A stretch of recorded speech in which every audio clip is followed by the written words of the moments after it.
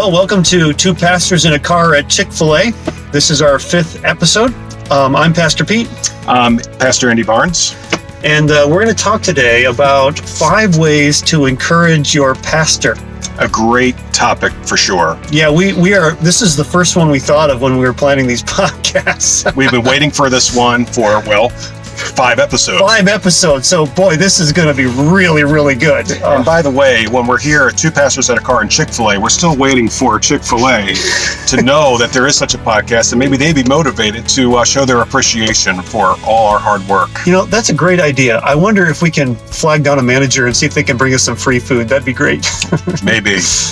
All right, well, let's see here. Let's get started here. So 5 ways to encourage your pastor.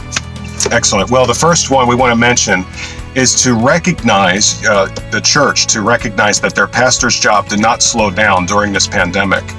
You might be thinking that because we can't gather together like we were on Sunday mornings, and we can't necessarily visit people in hospitals or even in their homes, that we're just sitting around doing nothing, and that's certainly not the case.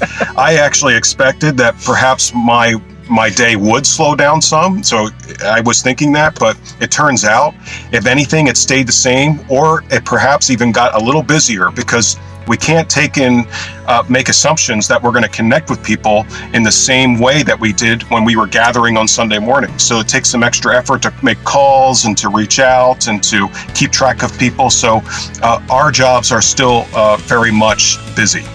Yeah, quick story there. So first day of the pandemic, when we closed everything down, I went home. I brought 2 extra books that I've been waiting to read, and I stuck them on my dresser and thought, I'm going to be able to read these. And they're still there, and I haven't read them. Yeah.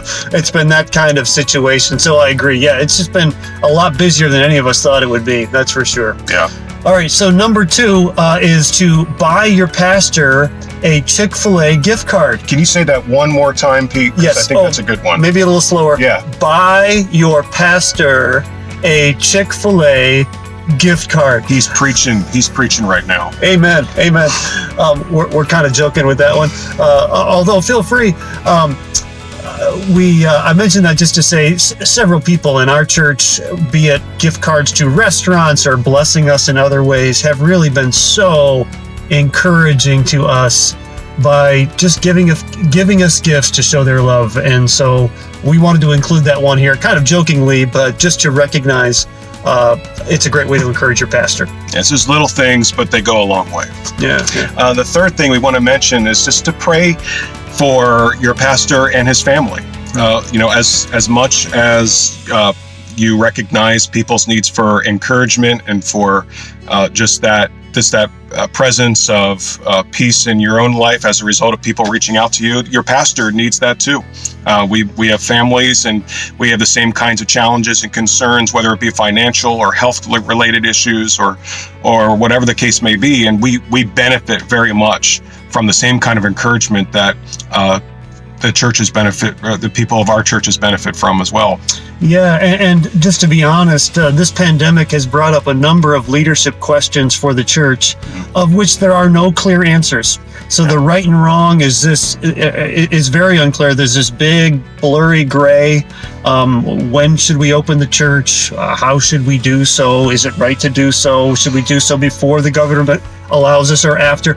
All of these questions are very difficult, and so pray for wisdom for your pastor and the leadership team. Absolutely. Yeah, so number 4, remember that your pastor might feel a little bit useless right now. Here's what I mean by that. As a pastor who's been pastoring now for 20 years, there's a certain set of skills that I've developed in order to effectively minister. And this pandemic has taken a lot of those tools away, or at least put them on the shelf for a while. And I, for one, have at numerous times through this crisis just felt kind of useless. Like, why am I doing this? I feel like I can't get the job done that God's called me to get done. So that useless feeling is, it's no fun. And so pray for your pastor. He might feel that way.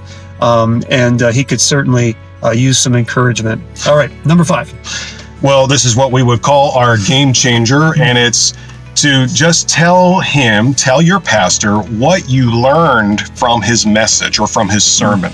Now, this is different. We want to be clear about this.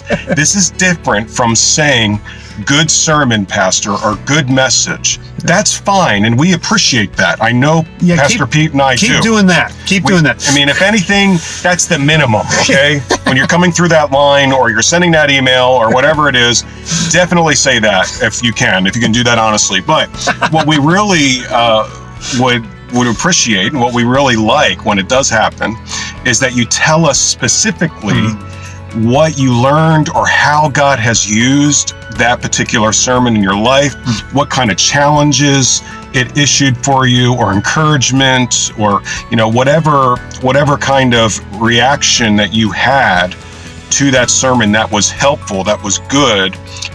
Tell us specifically, because we really do appreciate that. Well, this has been two pastors in a car at Chick-fil-A, and we'll look forward to seeing you next time. All right, excellent. God bless.